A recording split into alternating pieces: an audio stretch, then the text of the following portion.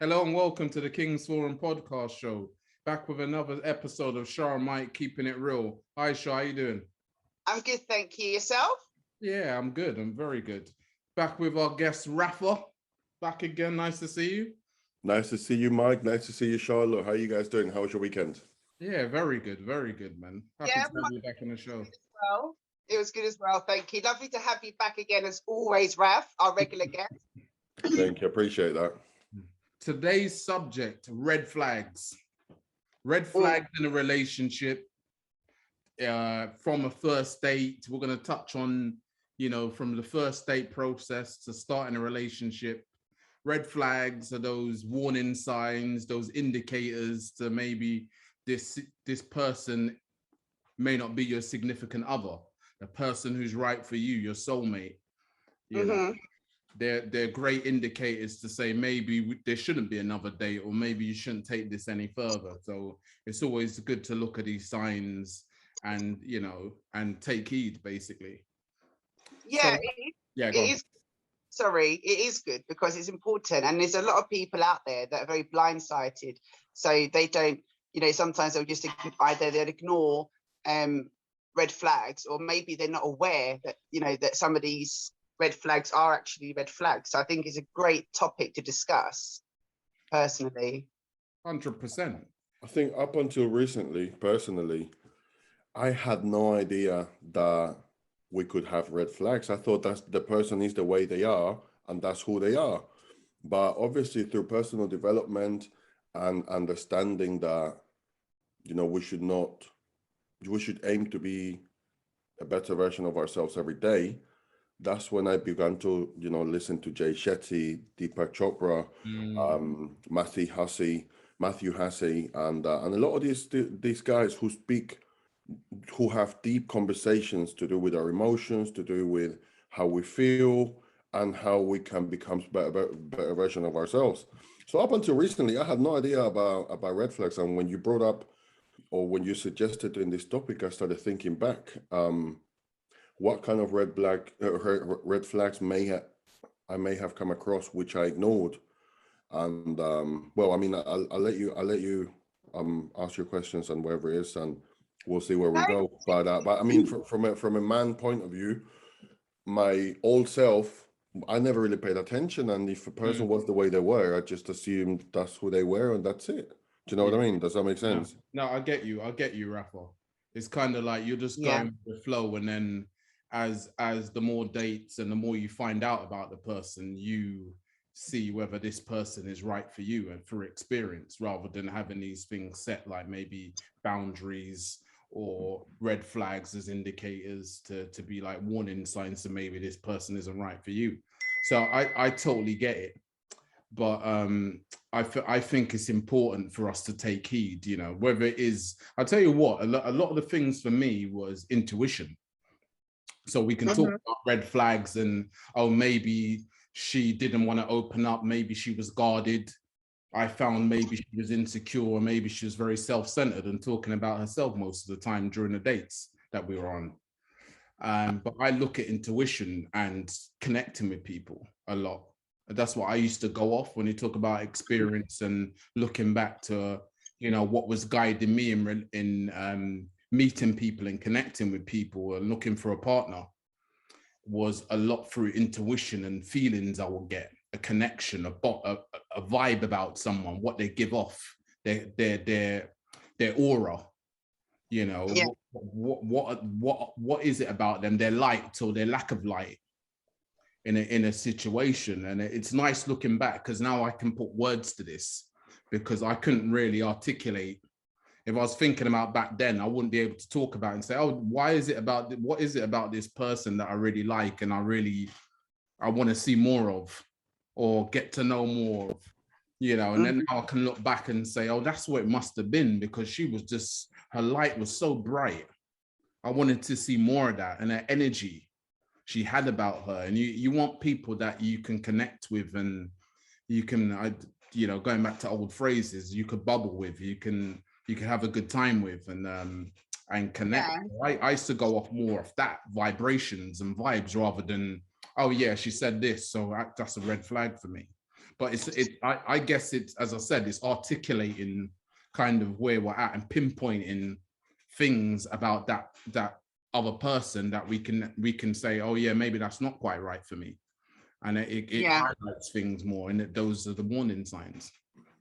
I think with me, I think with my younger self, I think because I've always been the type of person where I like to see the best in other people and always like positive, and because I've always, been an understanding person, I think in the younger days, for me, it was more like, okay, there must be a reasonable, reason for this, and you're trying to understand.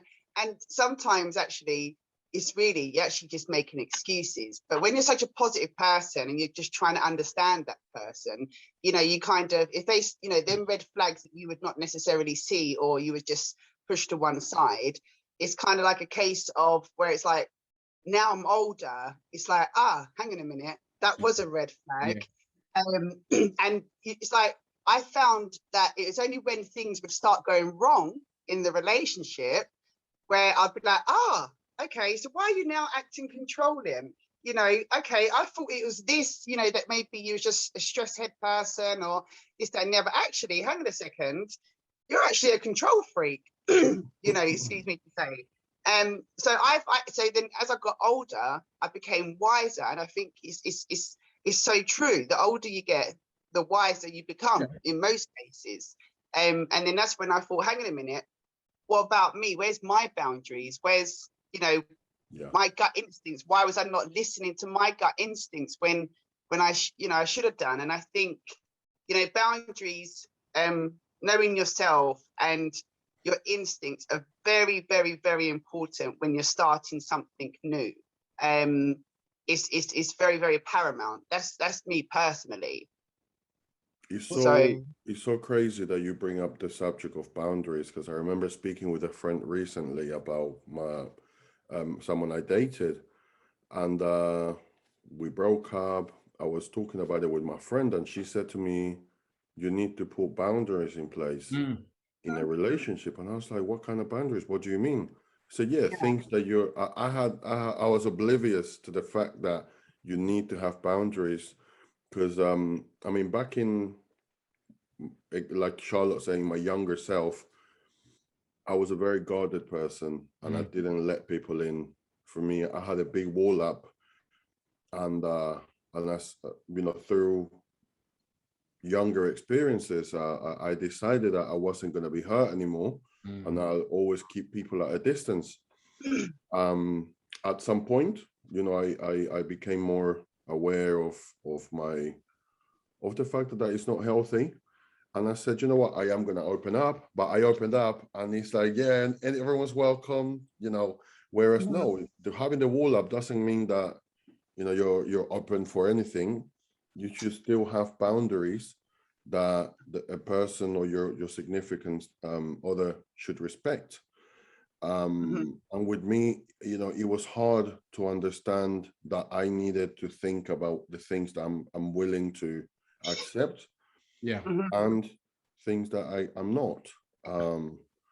I think it's again from a point of view where you're trying to better yourself and you're trying to be a better version of yourself. It's very, very interesting, because you're discovering that, wow, I can. What do I do now? And then you start sort of shifting or adjusting as you go along. I remember I was listening to one of Jay Shetty's last or recent talks on his podcast, and one of the things they were talking about is when people come from relationships where, for example, if they've had relationships in the past when the other half has been aggressive, and all of a sudden you come across someone who's very nice, is something unfamiliar to you, so you push it away. Yes. And I was like, wow, that is, for me, that was mind-blowing, how our mind works, how our brain works. And unless the person is consciously aware that they're doing that, they're going to keep doing it, or they're going to keep going back to that ex. it's because of the cycle as well, isn't it? So, Yeah. you know, like, for example, if you're so used to being in, you know, relationships where, you know, you think that's the best that you can get, but you know, actually in your gut instincts telling you, I deserve better. And then when better does come along, because you're so used to, your mind's conditioned a certain way, you said, like somebody great can come along and it's like, whoa, you know, it's because it's out of your comfort zone. As far as you're concerned, that's like foreign territory. So it's like, what do I do? Do I take a leap of faith, you know, or do I just push them away and just say, right, bye, you know, because you're just too scared. And I think knowing yourself is very, very, very, very important. You know, if you know yourself, then, you know, that's a good start. I think I could compare it a little bit as when you go to, I mean, getting to know someone as when you go to a casino and you said, you know what, I'm going to spend £10. Yeah. If I lose it, it's no big deal. So if you think of your time as equivalent to money, you say, you know what, I'm going to show a little bit of attention and see how the other person responds.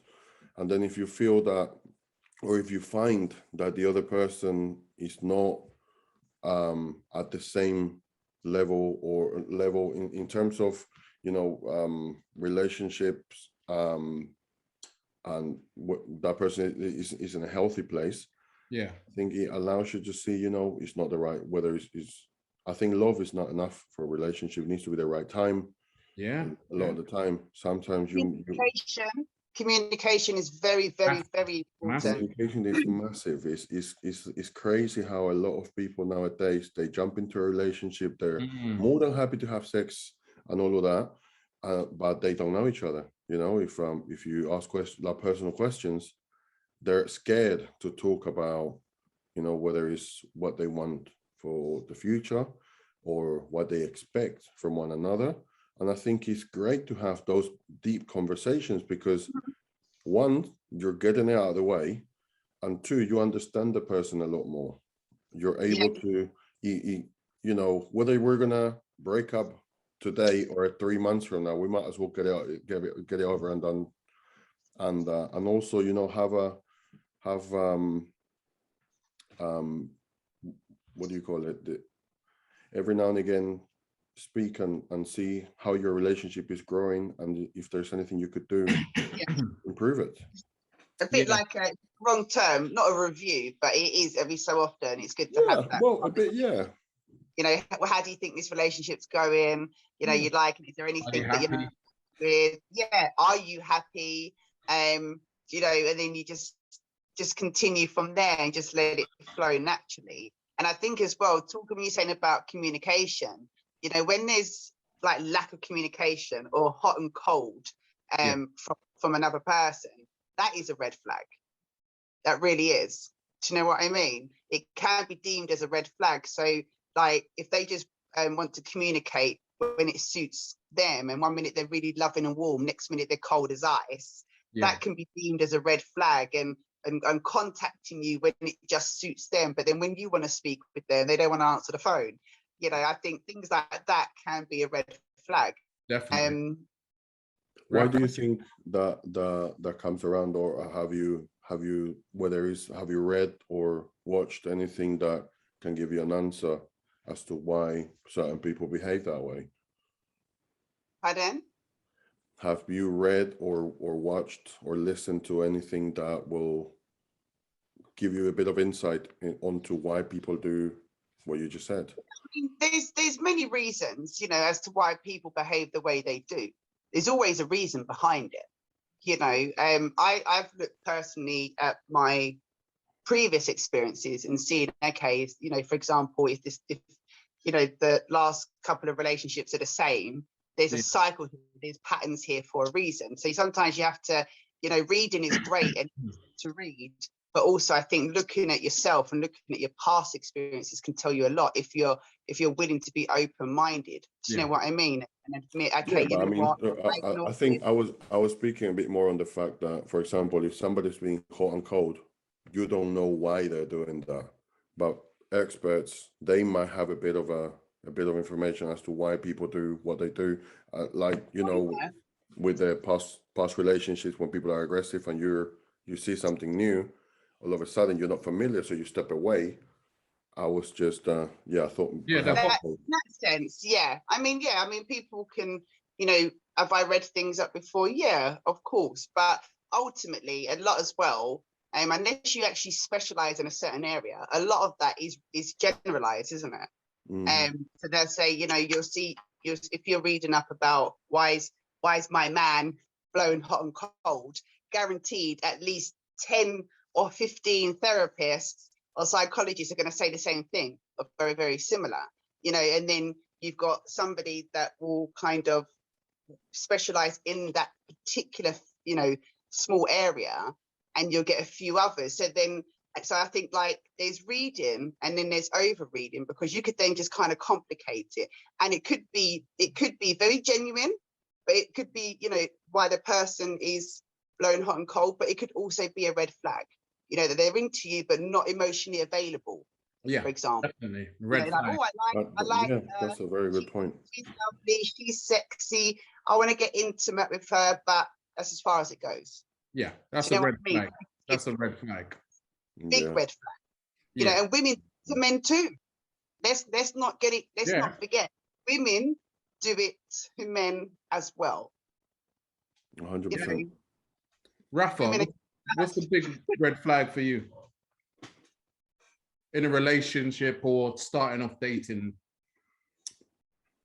I think something that I've only, like, as I mentioned earlier, I became aware of red flags, and I started thinking about what to look out for, or not look out for, but what to be mindful of when meeting somebody, is attachment issues. Sometimes I've come across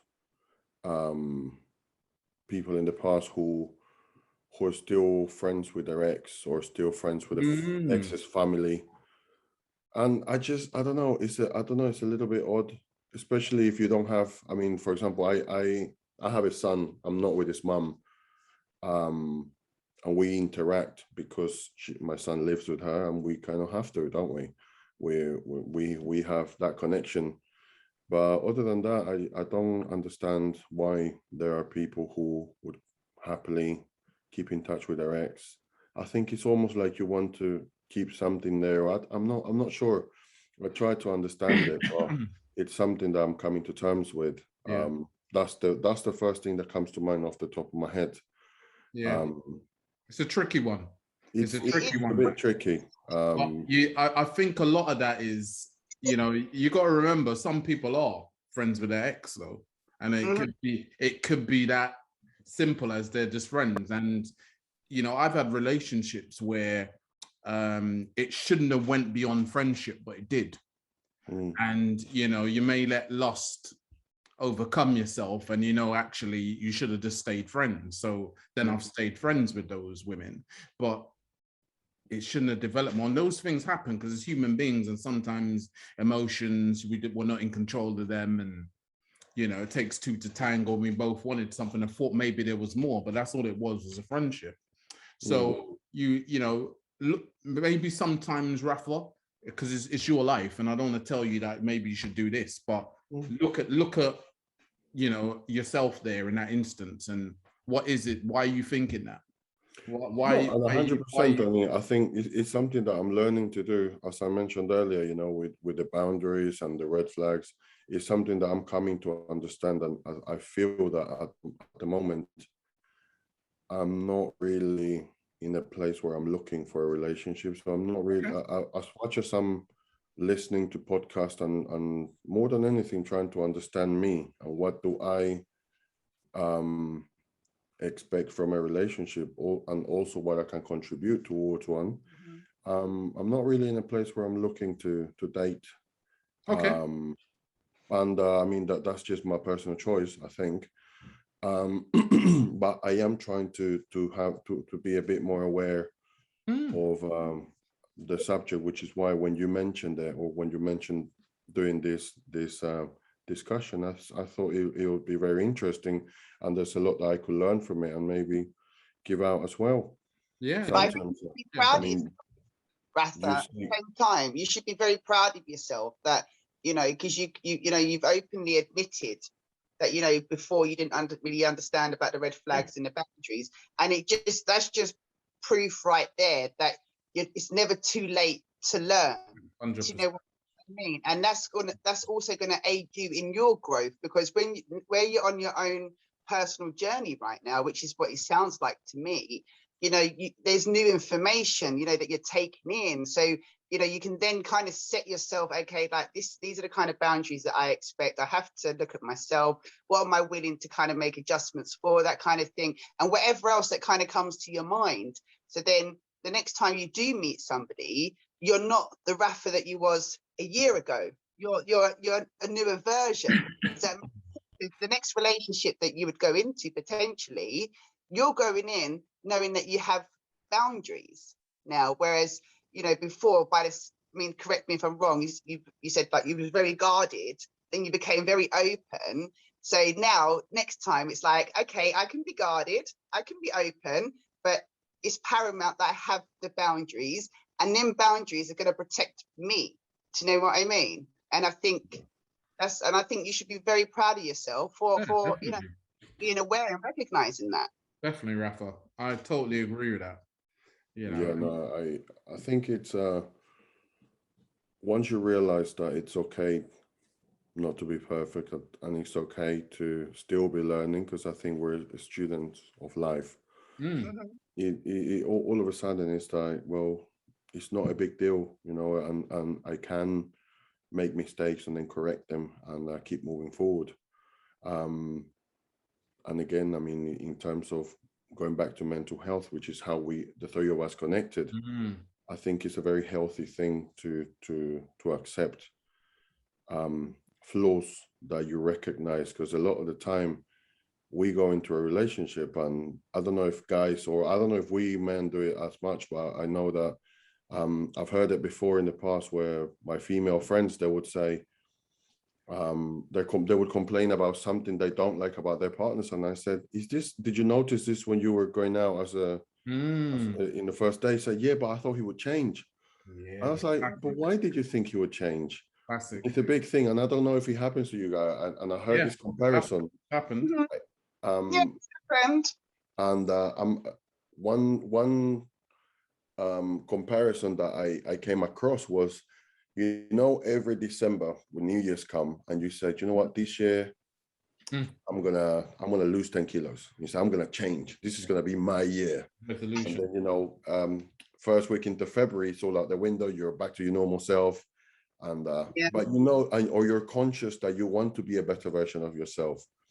What happens? That new year, new you. What happens when today?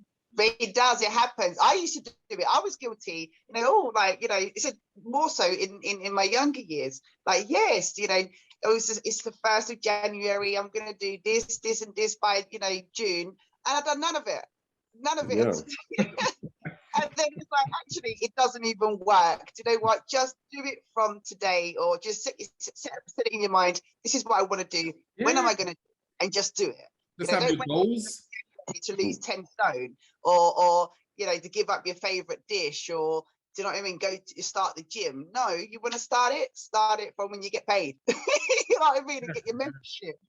Yeah, no, 100%. So on the flip side of that, when you're hoping for someone to change, and sometimes they're not even consciously aware that there is something that they need to change on, how do you expect them to ever change? Maybe they don't want to change. Maybe they don't think there's anything wrong. And I think it's definitely a red flag to be mindful of. Yeah, I was going to say to keep an eye out, but I think, you know, I think when you say keep an eye out, it's almost like you're looking for flaws. Yeah, but no, I think be mindful of is a better choice of word. Yeah, so just like self-acceptance, you know, getting to know who you are and what you want out of life and what you're worth. And that's how you look at your partner as well. But that whole trying to change, I've been in relationships where I'm trying to change the woman. She has potential. and I'm going with potential, and then maybe the longer I'm with her, my positive energy will rub off on her, and kind of my mindset, she will change, and it never happens. And that's ridiculous, because like we're self-accepting, we need to be accepting of who this person is as well, and who they are. You know, like I always say, you need to take the good and bad, the good, the bad, the ugly of that other person, and accept it. And if you like them, if you love them that much, this is how they were at the beginning of the relationship. Why are you putting that pressure on the relationship as a whole to say they need to change and they need to be this other better version, or other version of, you know, this version of them that I want, or this ideal, this perfect partner? You know, there's always going to be things that irritate you in a relationship. It's just men and women, but you need to look at how much do you love and how much value does this person add to you, and you two as a union, as a bond together. How important is that? Yeah, I think I. Sorry, go on, Raf. No, what I was going to say is that a lot of the time we think that, or we feel, or we complicate it more than it should. It shouldn't be that complicated, you know. I think sometimes, especially when you start noticing little things that maybe you don't like. In my case, in the past, I would say, do you know what, she did this and it upset me, but I'm not gonna tell her, because if I tell her, all of a sudden she knows how to piss me off. And that was my mentality. And it's completely wrong. I don't know if Charlotte heard that. I did. Sorry about that. Yeah, you said that if you expressed a thought, then you should know how to kind of like get on your nerves. So exactly. So I mean, at some point, and again, this goes back to, you know, when I became consciously aware and all that, I thought, no, I mean, that's not right. And then I thought, do you know what? And then I started voicing out what I thought that, I mean, when something that I didn't agree with came around, and I remember speaking out, and I said, look, this happened. I didn't really like it, and I don't expect you to change, but I want you to know that this is something I don't like. You know, I think if you choose to carry on doing it, I mean, it's just something that I either have to accept or, you know, compromise or move on. But you know, I think voicing out how something makes you feel is not something that we should avoid. And sometimes it can work really well if the other person is receptive, and obviously how you deliver the information as well. Because if you're screaming and shouting, it's probably not going to work. But if you're having a conversation, and it's not an interrogation, it's not me being angry, it's not me being defensive. I'm just letting you know, I didn't like this, or I don't like this, and let's work it out. I think it can bring you closer as a couple. Definitely. That open communication, honest communication brings us closer, definitely, where you're being honest about how you feel and the impact, you know, behaviors, actions are having on you, and how it impacts the relationship. It's very important. We talked about red flags. Could we talk about some green flags? I thought I'd flip it and talk about some positive things about in someone that really makes you want to go on that second, third date, or puts a smile on your face like Charlotte's smiling at the moment. Because I think I was just gonna say, she perked up when you said green flags, didn't she? And it's not just about a McMuffin in the morning. What is it? Listen, don't even start. It's the 2 cups of tea. It's the 2 cups of tea. Is that what it is? Just the green flags. Someone to make you 2 cups of tea in the morning. You're easy to please, Charlotte. Woman, I think for a woman, it's great to see a man that does actually make an effort. You know, that does want to communicate with you. That does, you know, be consistent. that is not always being self-centered and speaking about them. It's nice for them to like kind of listen, because one thing a woman loves is a man that likes to listen, but also it has to be balanced. A woman has to listen to a man as well. I think there's some of the elements. I think there's quite a few. I mean, oh, you put me on the spot this morning, haven't you? Just maybe your top 3 or your main things, you know, like really stand out for you, and then you think, I really want to see this person again. You know? Well, firstly, I can tell you this now, yeah, right? A man's got to be well groomed, yeah. Okay, if you got poor hygiene, it's cut off.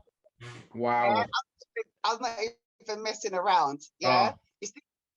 Listen, you can't. I don't know. That's just me, but no. That's definitely, you know, if you could like somebody, but if they got really bad poor hygiene, that's, to me, that's just a cut. Definitely, I'll go with that one. And it's funny. It's really funny you say that, because I was speaking with one of my friends recently, and she said how she went on a date, and she always dresses well. She's always, you know, she always makes an effort. And this guy showed up in bicycle gear. I think he had rain that day, so he was completely drenched. His fingernails were like covered in dirt, and she was just massively put off. And, you know, kind of gave him an antibacterial wipe, and it was just really bad. I remember. I think it's someone. I mean, something that really catches my attention is someone who's confident, someone who I think confidence is a big thing for me. I remember years ago when I used to compete in MMA, I used to date a girl who did kickboxing. Wow. And I loved the fact that she was someone that could look after herself. You know, we used to do a bit of sparring together, and she could definitely. I mean, if she tried, she could probably knock me out. But I really like that, you know, and I think that that confidence that you see with when a woman knows what she wants and she's not afraid to voice it out, because a lot of the time they say, you know, these guys that make the first move, and he's the guy who should make the first phone call. But actually, sometimes it's quite nice when you get that message, or they get that phone call saying, "Hey, it's been a while. Do you want to go for a meal or something like that?" I love that. So yeah, so for me, I think that's a very big green flag. Yeah, and I think it's a turn on for a man, isn't it, as well? Yeah. Because, big time. You know, obviously, a woman, you know, and a man should be. I think being respectful is a great turn on. Well, for me, very respectful. But yeah, I think as well that, you know, there are plenty of women out there that will most of you disagree with my opinion, but that's okay. But I think I think a woman should make, if that man is making an effort, if he's investing time, if he's communicating with you, if he's asking, you know, to take you out or have a nice meal indoors, and he's being respectful and he's showing you that he genuinely likes you, a woman should give the same back. You know, she should say, okay, what are you doing tonight, babe, for example? And if he says, oh, nothing, and you want to meet up, you know, the woman should make an effort. Okay, you know what, tonight I'm taking you out for something to eat, or I'm making some food, or to not put the same time and effort in as much as a man would. Yeah, 100%. I agree. We want it, you know, what you give out, we want to get back. You know, yeah, treat people like you want to be treated. Treat people like you want to be treated, man. But that's what it's all about. What about you, Mike? What's some of your green flags? Touched on key ones, but for me, I like a woman who can have a laugh. Got a great sense of humor. I find that very sexy. A great, but you touched on key ones anyway, like hygiene and appearance, confidence. Those are like, you know, that's on my checklist. But checklist. Definitely at the top of the checklist. But someone who can have a good time. I like someone who can have a laugh, and I like that because that's how I am. I like a joke and a banter like we have. I like those things because for me, you have to see the lighter side of life. I think it's crazy, you know. I was reading something earlier, and it said it's great or it's amazing to meet somebody where you can have a joke and a laugh, have banter, but then you can have those serious conversations too, and you can have deep conversations. And if you're able to find, you know, the person where you can do both, it's got potential for being a great relationship. Because the thing is, you know, when people in relationships, you're gonna have, you know, you're gonna have your different likes, you know, like so. You know, one person could be, you know, like golf, and the woman could be like ballet, for example.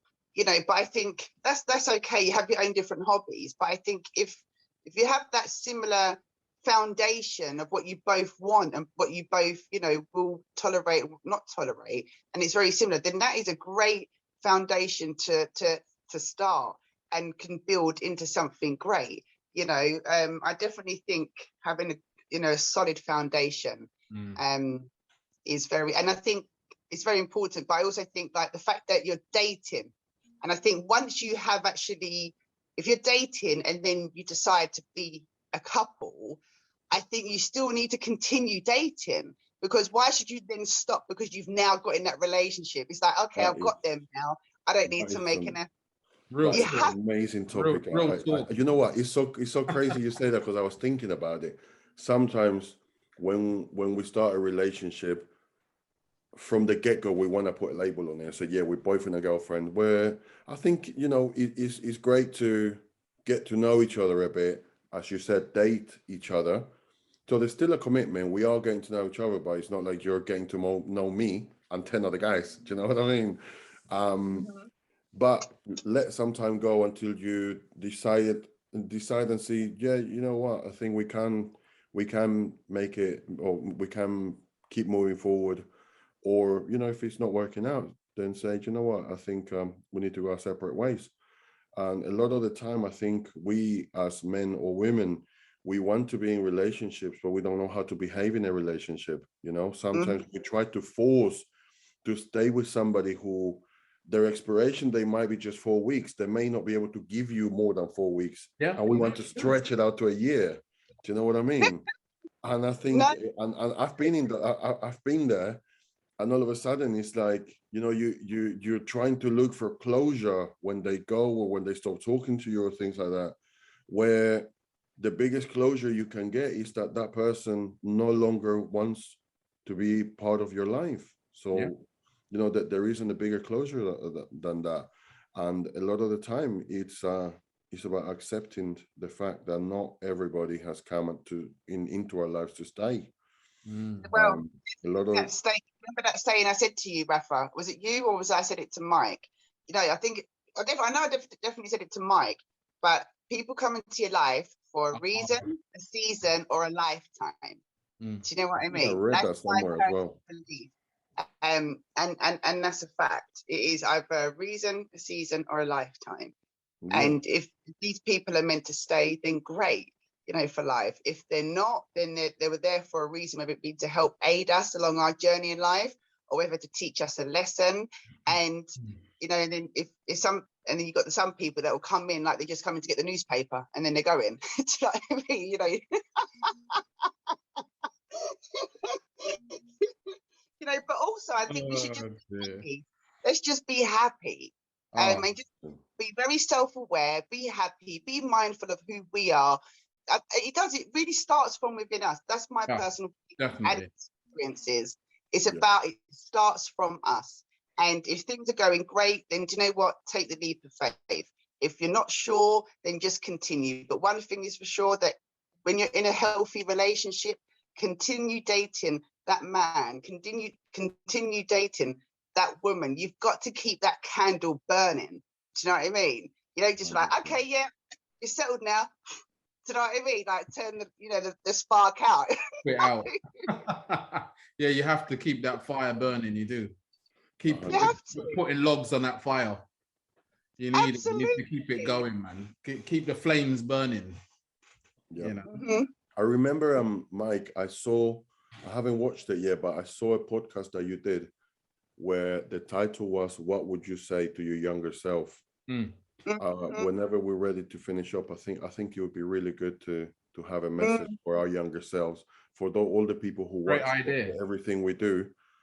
You know, I think it helps the person be, especially if they're younger, if there's younger people in the listening to this and watching this, just so that they know that, and a lot of the time it's you need that message from someone who doesn't know you at all, but whatever they say may resonate with what you're going through, or what you might go through in the future.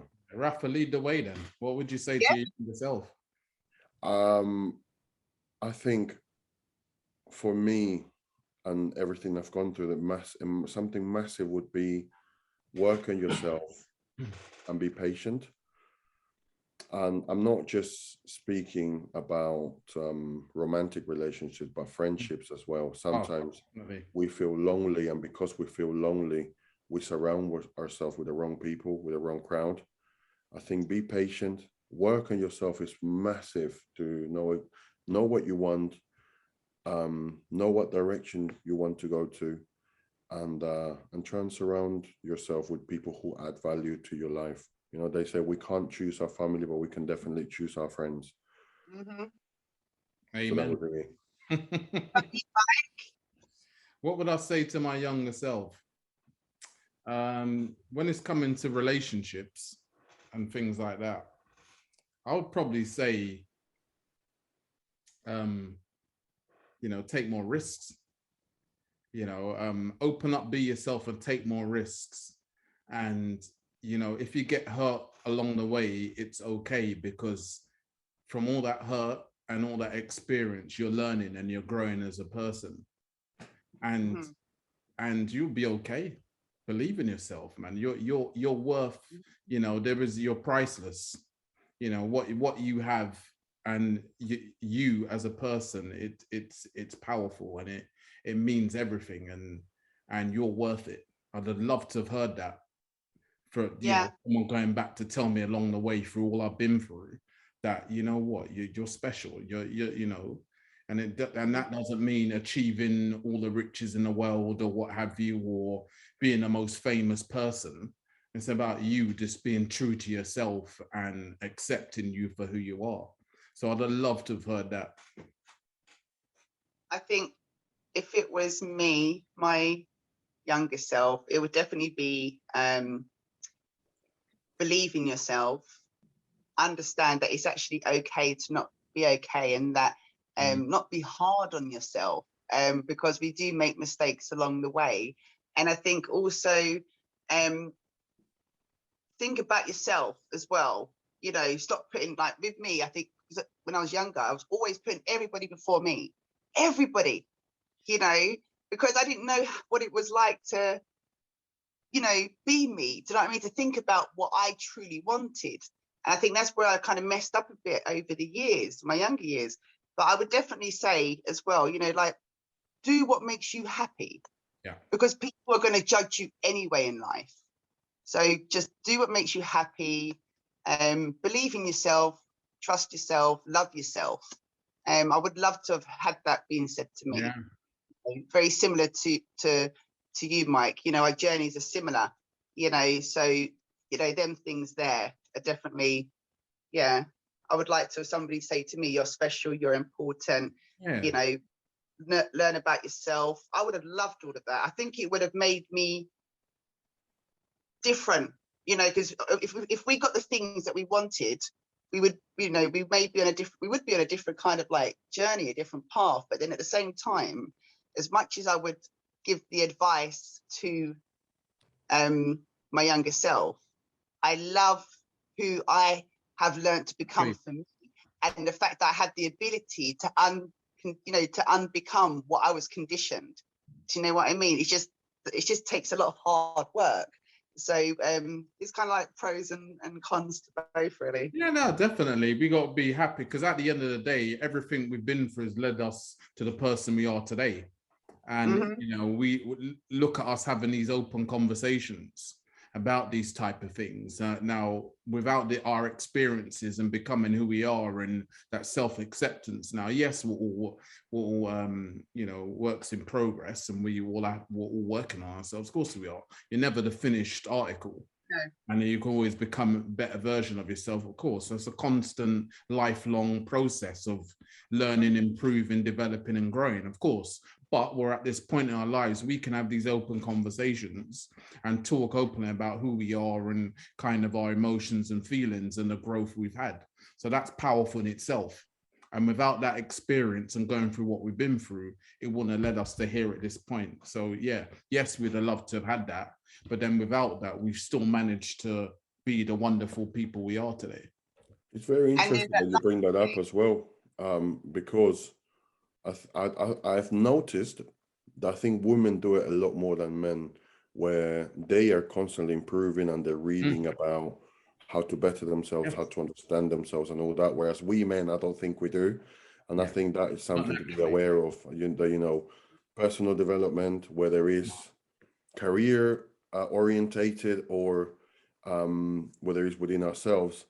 It's great to, you know, a lot of the time, and I read something recently which said, you're not responsible for the traumas that you suffered as a child, but you're 100% responsible to make sure that the adult cures those traumas. So whatever you've gone through as a child, it may not be your fault, but you need to try and work on them to become a better adult, to be an asset and not a burden in every sense of the word, whether it's work, relationships, family. Does that make sense? It definitely can happen. We are only our traumas if we allow ourselves to stay that. You know what I mean? But I think it's just as important that if you want to overcome any suffering and pain that you've gone through, there is always a chance to change that. But I think, and we can talk about this on another podcast. There's areas of where sometimes some people don't know how to. Okay, everybody says to you, "Oh, well, he hurt you. Just get over it." Actually, you might not know how to because it's unfamiliar, because you're used to the red flags, you're used to the old cycles. You know, so it's about understanding. Okay, yeah, you don't have to be that trauma. You can just be the change that you want to be. And that requires you going on your own personal journey with the help and support of people, trusted friends, trusted families, or an outside expert that can help you find the tools to then make the changes. So I don't want to go off topic because obviously, you know, that's the next episode, Char. Don't worry. We'll do it. Man. I was just, you know, giving like, you know, I was just replying to Rafa. It's cool. So don't worry, the limelight's still on you, Mike. Listen, I'm going to wrap this up anyway. And just thank you all very much. Great, another episode. Char and Mike keeping it real. And Rafa, always a pleasure. And look forward to linking up with you again and doing more. So, guys, please like, subscribe, and share. And take it easy. Thank you very much. Thank you very much.